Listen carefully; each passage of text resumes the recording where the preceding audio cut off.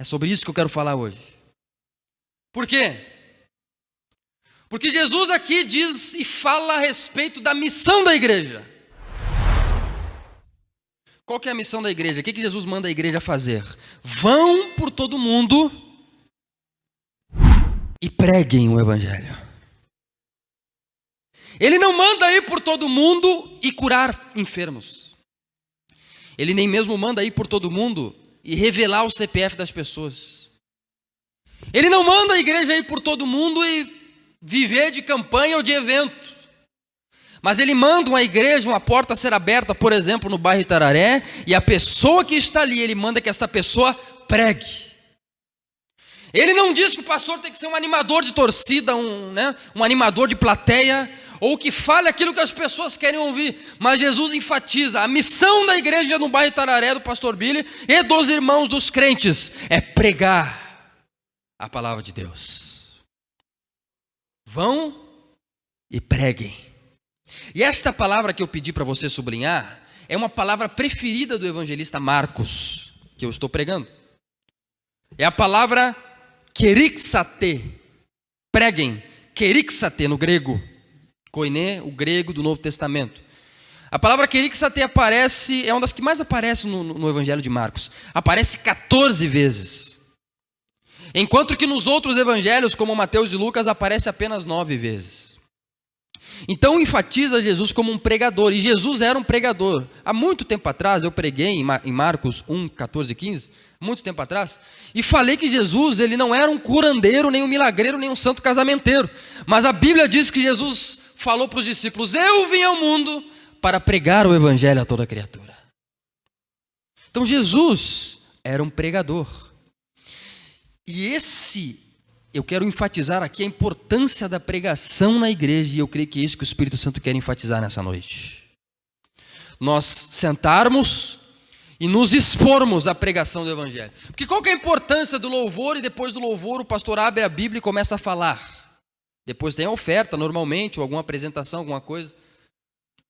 Porque o momento da pregação, ele é o momento em que a igreja está cumprindo a sua missão. Então, quando eu prego aqui, a nossa igreja é centrada na pregação do evangelho. É a parte mais importante do nosso culto. Por quê? Porque foi isso que Jesus nos mandou fazer.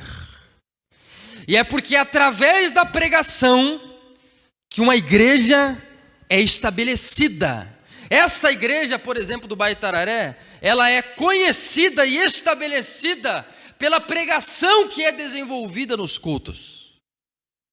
Não sei se você percebeu, mas os nossos cultos, eles são centrados na pregação. Domingo eu estou pregando o Evangelho de Marcos. Na sexta-feira eu estou pregando, e eu estou trazendo outros pastores amigos meus também, para pregarem e ministrarem o livro de Salmos.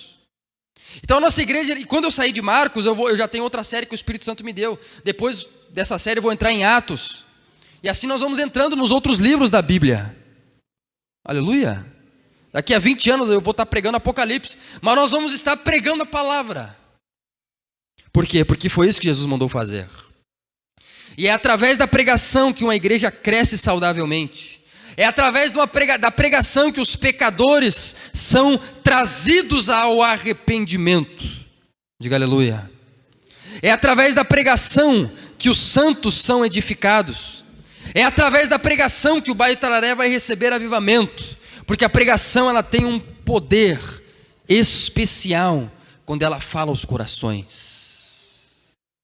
É pela pregação que Deus realiza milagres no meio da igreja. É através da pregação. A pregação ela é importantíssima por isso que Jesus mandou: vão por todo mundo e preguem o evangelho, porque quem crê na pregação de vocês será salvo das garras de Satanás. E a pregação tem esse poder. A pregação ela cura, a pregação ela salva a alma do inferno. A pregação ela restaura casamentos que estavam destruídos, vidas que estavam destruídas. A pregação ela liberta pessoas da opressão maligna. A pregação ela liberta pessoas de mágoas e de fracassos passados.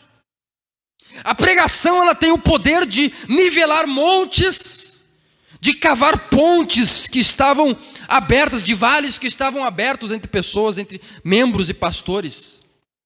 A pregação ela tem o poder de endireitar todo o caminho escuro no coração de um ser humano.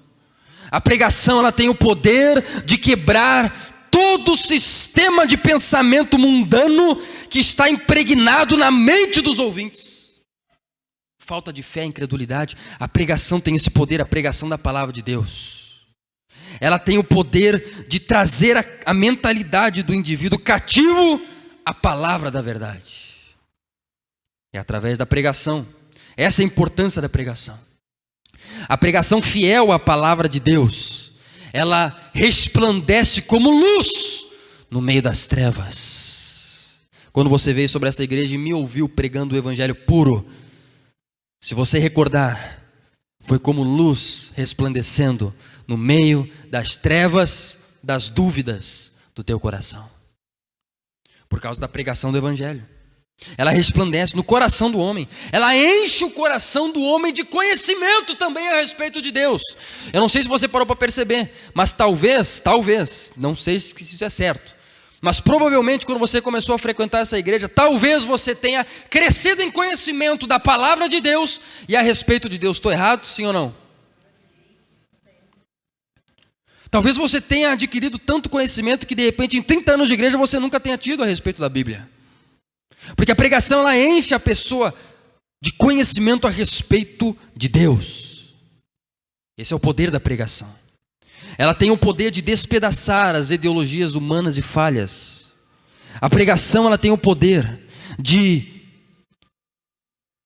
entrar. Ela é uma arma nas mãos de Deus para destruir fortalezas e anular sofismas e todo o conhecimento que se levanta contra a pessoa de Deus. A pregação é a parte central de uma igreja. Jesus, o Filho de Deus, o Rei dos Reis, era um pregador da palavra. E ele manda a igreja pregar o evangelho. Amém? Então essa é a importância da pregação. Por que a pregação é tão importante, pastor? Primeiro ponto do meu sermão. Porque a pregação salva. Repita comigo. A pregação salva. Mais uma vez, a pregação salva almas do inferno. 1 Coríntios, capítulo 1, verso 21. Você não precisa abrir, a irmã vai abrir aqui para você acompanhar. Fala isso. 1 Coríntios 1, 21. O apóstolo Paulo fala que o meio através do qual Deus escolheu com que o mundo fosse salvo das garras de Satanás é através da pregação da palavra. Por quê? Porque o mundo ele estava, e nós todos sabemos que o mundo ele está, e a nossa sociedade agora, a sociedade atual, ela está em processo de morte, está mórbida. A nossa sociedade, a nossa humanidade, desde a queda de Adão, ela vem em um processo de morte, em todos os sentidos. A igreja, se a nossa igreja aqui no bairro Itararé não existisse, talvez muitas pessoas estariam mortas espiritualmente. Como o Espírito Santo me disse que poderia acontecer. Porque a humanidade está em processo de morte. A economia não é só a economia do Brasil, não, irmão. Vai pesquisar. Não na internet, porque a internet tem muita coisa falha, mas vai pesquisar em documentos sérios. Você vai ver que a economia do mundo está em abrupto colapso. A economia do mundo todo. Bolsas de valores. Eu sou investidor, invisto também. Então, você percebe que muitas das empresas estão quebrando. E as bolsas principais, nós temos de Nova York, tem a bolsa da Europa, as principais bolsas do Reino Unido, as principais bolsas estão tendo uma fuga dos seus investimentos. Os camaradas estão tirando investimento. Por quê? Porque a economia está a ponto de colapsar. E isso é o que, pastor? É problema dos governantes? Não. É efeito do que Satanás está fazendo no planeta Terra. O mundo está em decadência. Em decadência política, em decadência moral, em decadência ideológica, em decadência filosófica, em decadência intelectual. Em decadência em todos os sentidos. As pessoas estão morrendo, inclusive emocionalmente. Seu coração está morrendo, as pessoas a cada dia estão ficando mais depressivas, ansiosas, síndrome do pensamento acelerado, SPA, ansiedade, depressão, o novo mal do século. Antigamente era a tuberculose no século XIX, hoje já é constatada que é a depressão, aquele aperto no coração, aquela angústia que a pessoa não sabe de onde vem, o dinheiro está na conta, o carro está na garagem, a casa está quitada, mas ainda existe uma sofrência no coração que a pessoa não sabe de onde, qual que é a raiz. Emprego possui, o casamento não está tão ruim, mas não sabe de onde vem aquele aperto, aquela aflição. Então é morte. Está comigo? Morte. O mundo está em morte, a natureza está em morte, o planeta Terra a cada dia está em morte, né? Existem previsões catastróficas para o planeta Terra. Algumas previsões dizem que até 2050 a água vai ser um negócio muito procurado por algumas pessoas. Água potável. Então, nós vemos a morte e os processos de morte em todos os sentidos no planeta Terra. Porque a morte entrou através da desobediência de Adão. E provavelmente você, antes de ser encontrado pelo Evangelho, você está vendo morte. Provavelmente na sua família você está vendo morte. Provavelmente na vida dos seus familiares que não têm Jesus, você vê morte. Na vida desse bairro, amigos seus que você encontra mortos. Mortos nos vícios, nas drogas. Mortos na aflição do coração, porque a morte ela toma todos os âmbitos do nosso mundo. Agora, existe um método, existe um meio, e Jesus estabeleceu um meio para salvar o mundo da morte. E pergunte para mim, que meio, pastor? Repita comigo, a pregação do Evangelho.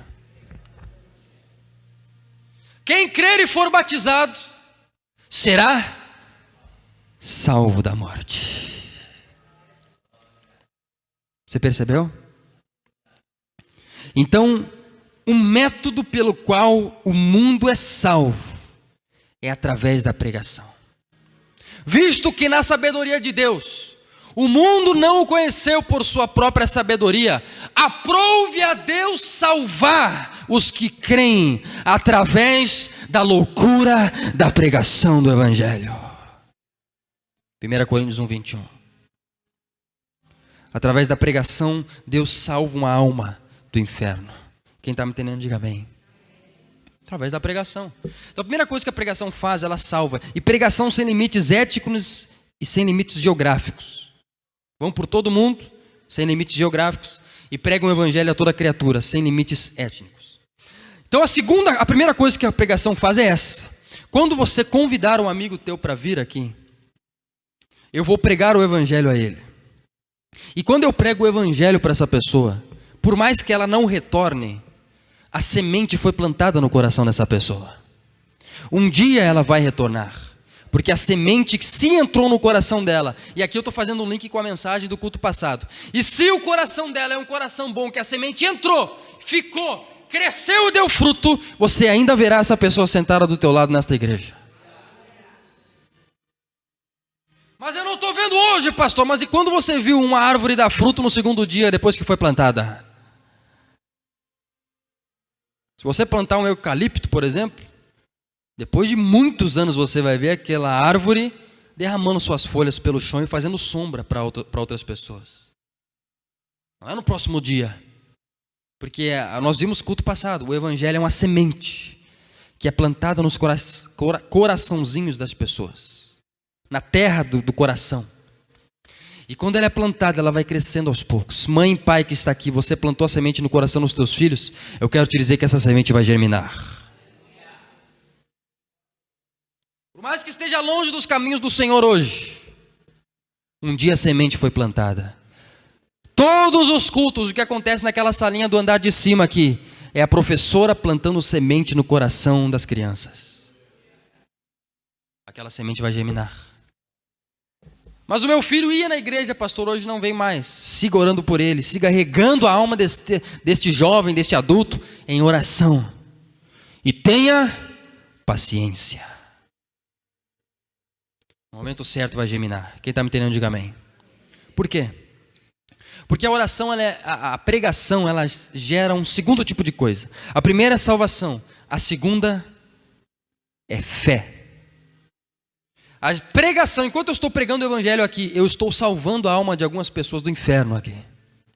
E quando eu prego o evangelho domingo após domingo, sexta após sexta-feira, almas são salvas do inferno na nossa igreja.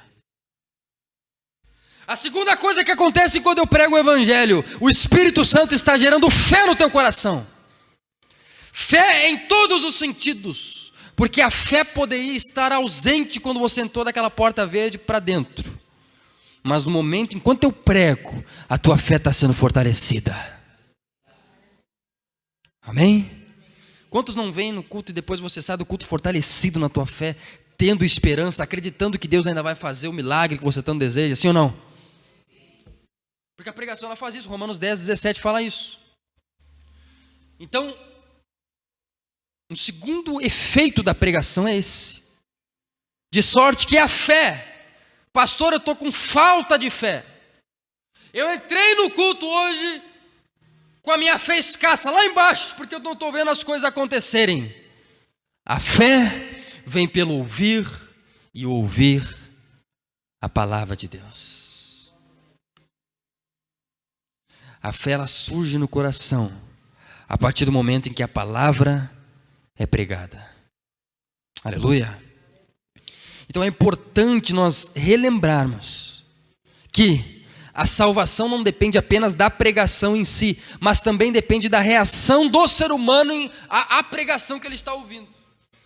Então uma pessoa ser salva, se converter, não depende só do pregador, do pastor, mas também depende da reação do ouvinte à palavra que está sendo pregada. Qual que é a tua reação? Todo culto que eu prego aqui é uma reação de fé? No verso 9 desse mesmo capítulo, pode voltar no verso 9, no mesmo capítulo 10, Romanos 10, verso 9, diz: se com a tua boca confessar Jesus como Senhor, e em teu coração crer que Deus o ressuscitou dentre os mortos, você será salvo da morte. Então depende da tua fé também, é um conjunto. O pregador, o pastor fiel, ele prega. O ouvinte, ele tem que acreditar, ele tem que crer na palavra que está sendo pregada. Quem está me entendendo, diga amém. Então nem todo mundo vai ser salvo, senão não existiria inferno. Nem todos os teus familiares vão ser salvos, nem todos. Por quê? Porque essa pessoa pode decidir não ser cristã. Ela pode decidir não crer em Jesus, não ser da igreja. Ok, é a decisão dela. O pregador vai pregar, vai expor ela a palavra, mas se ela não acreditar, se ela não manifestar esta fé, se ela não tiver essa reação, o evangelho não vai causar efeito no coração dessa pessoa. O evangelho só é experimentado quando ele é recebido e crido por alguém. Então a fé ela é gerada por isso. É por isso que nenhum de nós podemos ou conseguimos ficar neutros à pregação do evangelho. Nenhum de vocês que está me ouvindo fica neutro quando ouve eu pregar. Ninguém. Ninguém consegue ficar neutro quando um profeta de Deus abre a palavra e começa a entoar a palavra de Deus. Ou você fica cheio de fé e de esperança, ou você fica com raiva. Ou você volta para casa com raiva, brabo. Eu não volto mais nessa igreja, eu não volto mais nesse pastor, eu não volto mais, eu não quero mais ouvir essa palavra, não quero saber de igreja, nem de Jesus, nem de nada. Existem duas reações, mas neutro você não fica. Agora, quando você vai e retorna, e ouve a mensagem, vai e retorna, significa que é um sinal que a salvação começou a ser manifestada no teu coração. Aleluia! Então você que está fiel a esta casa, significa que provavelmente a salvação foi manifestada no teu coração. Uma vez um camarada me disse: ah, pastor! Logo que ele começou a frequentar nossa igreja, né? Lógico que eu não vou dizer o nome por motivos éticos. Mas uma vez começou, claro, não conhecia a minha palavra, não conhecia, na verdade não conhecia nem o evangelho de verdade. Deu uma opinião, né? Não disse para mim, mas deu uma opinião que chegou aos meus ouvidos. Mas eu acho que o pastor Billy não deveria pregar de maneira tão pesada no culto. Porque se ele ficar pregando de maneira tão pesada, ou isto é, pregando a verdade, ele vai espantar todo mundo. Não vai ficar ninguém na nossa igreja. Porque as pessoas vão, a gente convida, aí o pastor libera uma palavra que é a verdade. As pessoas ouvem e voltam indignadas para casa, ofende as pessoas. Ninguém vai retornar. Então a pessoa murmurou da palavra, claro, né? E é lógico que o Espírito Santo sempre vai fazer chegar aos meus ouvidos. Diga aleluia. Os ouvidos do profeta de Deus. Então chegou aos meus ouvidos, através do Espírito Santo, diga amém, através de uma pessoa. Mas esta pessoa, no momento em que ouviu este irmão ou esta irmã falar isso, foi usada pelo Espírito Santo naquele mesmo momento e disse: o pastor Billy está pregando a verdade. O que você quer? Que ele pregue a mentira e iluda as pessoas só para encher um prédio de gente? Ou que ele pregue a verdade e encha o céu com os verdadeiros cristãos? Eu pergunto para você, o que você quer? Você quer que eu pregue a mentira aqui para a gente abarrotar esse prédio de gente e ir para o inferno todo mundo junto? Que eu fique iludindo você aqui dizendo que igreja é só baseada em bens materiais? Ou você quer que eu fale a verdade do evangelho nua e crua, sem compromisso com se as pessoas vão gostar ou não? Na minha opinião, o brasileiro hoje, ele prefere pessoas que falem a verdade. Na minha opinião, o brasileiro está cansado de grandes influenciadores falando mentira. Na minha opinião, pastor Billy, o brasileiro está cansado de enganadores. O brasileiro deseja de pessoas que falem a verdade. Dá uma prova para mim, pastor. Você já ouviu palavras muito duras aqui nesta igreja. E você está seguindo fiel aí com Cristo, sim ou não? Para você ver como só quem vem e não volta, por causa da palavra, são pessoas que não gostaram de ouvir a verdade. Porque se tem uma pessoa séria, madura, que gosta de ouvir a verdade, de ser confrontada por Deus, e que realmente quer viver um cristianismo verdadeiro, essa pessoa jamais vai ficar braba quando o pastor prega a verdade. Sim ou não? Porque o pastor falou a verdade. Então eu falo a verdade porque eu sou seu amigo. O pior inimigo é aquele que finge que é amigo e não diz para você a verdade quando ele precisa dizer. O melhor amigo é aquele que fala a verdade mesmo que doa no teu coração. Esses são os teus melhores amigos. Então, tua melhor amiga é aquela que fala a verdade para você. Aleluia. Meu irmão, o pior amigo é o inimigo, é um Judas. É a pessoa que está vendo que você está errada, que está vendo que você, né? E não fala. Não, se eu sou teu amigo, eu vou dizer para você. Quem está me entendendo, diga amém. Por exemplo, digamos que você, né? Digamos que você chega aqui a gente vai sair. Normalmente acontece com mulheres, né? Duas amigas vão sair para uma festa, não sei. Aí uma se veste, passa batom. Digamos que uma passa batom tudo errado na cara aqui, né? Passa até a orelha. Chega para a amiga, não tem espelho em casa. Chega para a amiga, amiga, eu tô bonita. Aí a outra amiga diz, tá linda, né? Já viu que não tá, mas diz, tá maravilhosa. Você preferia uma amiga assim? Ou uma amiga que diga, acho que não combinou muito bem o sapato com o vestido, eu acho que, por exemplo, poderia mudar um pouquinho ali. Diga aleluia. Uma amiga está dizendo a verdade. Por quê? Porque ela quer teu bem. Porque ela quer te ver mais bonita. Então ela vai falar a verdade. A mesma coisa com os pastores. Se você quiser alguém que te iluda, ok, tem muitas igrejas por aí. Mas se você quiser uma igreja verdadeira, eu te aconselho a ficar conosco. Ou com alguma igreja verdadeira, não precisa ser aqui. Mas pode ser uma igreja que você quiser. Uma igreja de verdade. Que pregue o evangelho nu e cru. Porque o ser humano, e principalmente o brasileiro, está cansado de ser enganado. Seja por pastor, por pai, por mãe, por qualquer, né? Por político, por qualquer profissão, militar. O brasileiro está cansado. Hoje nós queremos pessoas verdadeiras. A minha pergunta para você é: você prefere uma pessoa verdadeira, um pastor verdadeiro, ou um pastor que sorri mesmo quando a sua casa está pegando fogo? Então nós vamos sempre prezar pela verdade no nosso meio. Aleluia. Sempre.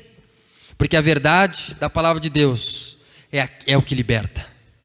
E conhecereis, não é a mentira, e conhecereis a verdade. E a verdade vos libertará. Enquanto você não ouve a verdade do Evangelho, você ficará preso e presa em mentiras e será enganado o resto da sua vida. Agora, a partir do momento que você começa a ouvir a verdade liberta o teu coração. Amém? Então a pregação ela é importante por isso. Por que é importante, pastor, a gente vir ao culto e ouvir a pregação? É por causa disso. Porque ela gera fé no teu coração. É por isso que é importante o culto, é por isso que é importante a pregação de um pastor que conhece a tua vida, que conhece o rebanho. Eu aqui conheço cada um de vocês. Conheço as mazelas de cada um, conheço os problemas de cada um. Oro toda semana pelas causas de cada um. Então você tem alguém que conhece o teu coração. E o Espírito Santo me unge para conhecer até aquilo que você nem mesmo disse, mas ele às vezes me diz. Por quê? Porque ele me colocou como para pastorear esta igreja. Então ele me dá a capacidade de alimentar o teu coração com a pregação do Evangelho. Aleluia! Gerar salvação, fé. Terceira coisa que a pregação faz: ensina, repreende, corrige e educa. Essas 4 coisas no mesmo ponto. 2 Timóteo 3,16. A pregação da palavra ela faz isso.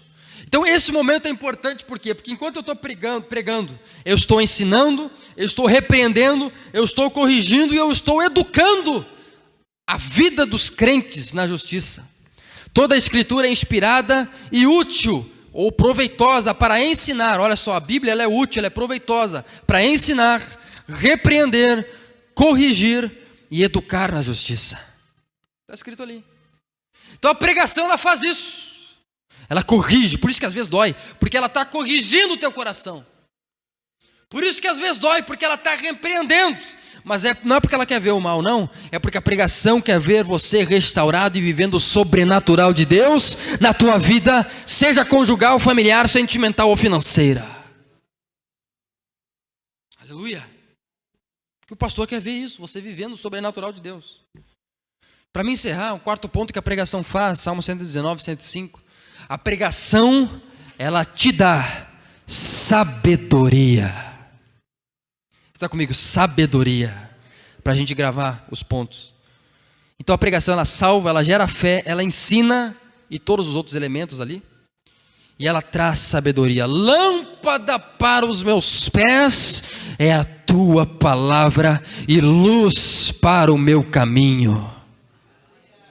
Enquanto eu prego o Evangelho, a tua mente é cheia de sabedoria. E que ser humano que não quer sabedoria? Todo mundo quer ter sabedoria, irmão, para tomar a decisão certa, para saber se muda de emprego, se fica no emprego, né? Todo mundo quer ter sabedoria. Todo mundo gostaria de ter sabedoria para tomar a decisão. Será que eu mudo de casa, se eu me mudo? Será que eu troco de carro? Às vezes as pessoas elas estão passando por problemas financeiros, não é porque Satanás é um migrador da vida. Às vezes você está passando por problemas financeiros, não é porque existe um devorador que está na tua área financeira. Pode existir, mas às vezes não é. Às vezes é que te falta sabedoria para gerir as tuas finanças. Às vezes é isso, é falta de sabedoria. Não é que Deus não está fazendo um milagre financeiro. Você é fiel, dizimista, ofertante, mas às vezes você não tem sabedoria. Aleluia. Ganha um salário mínimo por mês, vai lá e dá entrada numa TV 10K de 10 mil reais de qualidade. Mensalidade 2 mil por mês. Falta de sabedoria, irmão. De que adianta estar com uma TV maravilhosa dentro de casa e passando necessidade, não tendo o que comer. Entendeu? Às vezes é falta de sabedoria da pessoa. Não tem sabedoria para colocar o dinheiro no lugar certo, para fazer o dinheiro render. Então, nós precisamos de sabedoria para prosperar. Nós precisamos de sabedoria nas nossas relações conjugais, Quando a gente tem que ficar quieto numa discussão, quando a gente tem que falar. Às vezes o casamento daquela mulher é destruído, ou daquele homem, porque falta sabedoria. Não sabe lidar com o relacionamento. Às vezes nunca deu certo num relacionamento porque não tem sabedoria. Às vezes nunca consegue firmar uma amizade que dura por vários anos porque não tem sabedoria. Às vezes não consegue ficar no emprego porque não tem sabedoria. Se você se encaixa em algum desses requisitos, eu quero te dizer que enquanto eu prego, Deus está te dando sabedoria. Todo culto, quando eu exponho a palavra, eu estou iluminando o teu caminho. Lâmpada, ou seja, a escuridão da sua tolice é iluminada através da pregação do pastor, pela lâmpada da palavra de Deus, pela luz da palavra de Deus. Enquanto eu prego, eu estou dando sabedoria para o seu coração. Por isso que aqui eu falo de tudo, de casamento, de finanças, de todas as áreas. Todas as áreas. Por quê? Porque eu quero ver a nossa igreja uma igreja sábia. Você fala, eu quero que quando alguém te encontrar na rua e souber que você é discípulo do pastor Billy, essa pessoa diga, eu vou me aconselhar com o discípulo do pastor lá, porque eu sei que os discípulos do pastor Billy têm sabedoria. Porque eu sei que a igreja do pastor Billy é baseada no ensino da palavra. Aleluia. Então sabedoria todos nós precisamos. E Deus me disse que Ele quer liberar para o teu coração. Inclusive me diz que algumas pessoas vão receber tanta sabedoria que os seus negócios vão prosperar. Porque você vai ter sabedoria para lidar com as tuas finanças. O teu casamento vai ser restaurado porque você vai ter sabedoria para lidar com o teu relacionamento. E a tua família vai ser restaurada porque a partir de hoje Deus vai iluminar a tua mente, teu cérebro, para ter sabedoria. Eu não estou falando de conhecimento, pode nem saber ler, mas tem sabedoria. A minha avó, a pastora Belmira, cujas cadeiras você está sentado, jaz no Senhor, era uma pessoa que não sabia ler. Era pastora, pregava, não sabia ler, não foi alfabetizada. Eu lembro, pequenininho, ela tinha que pregar de noite na igreja do pastor Vanderlei, no meio da campanha lá em Uruguaiana. Ela chegava para mim de tarde. Filho, vem aqui, neto, né? E pedia, o Espírito Santo me disse para pregar em Salmos 119, 110. Lê para mim aí que eu quero ver o que quer dizer. A gente abria e lia para ela. Uma vez ela me disse, filho, Deus me disse para pegar Jeremias 23, lê para a avó aí. E eu lia para ela a passagem e ali ela ia montando a pregação dela. Porque ela não sabia ler. Na hora de pregar chamava um de nós ou chamava alguém para ler a passagem. Mas a igreja era cheia do poder de Deus. E pessoas se aconselhavam com ela, porque mesmo que ela não tivesse conhecimento, ela tinha sabedoria. Quem conheceu ela, já viu ela ministrando, lembra. Tinha sabedoria. Nem terminou o ensino fundamental, mas tinha sabedoria. Não estou dizendo que você vai ser um grande intelectual, né? Uma pessoa intelectualizada que pensa com profundidade. Não, um grande letrado, catedrático, não. Mas você vai ser alguém que tem sabedoria.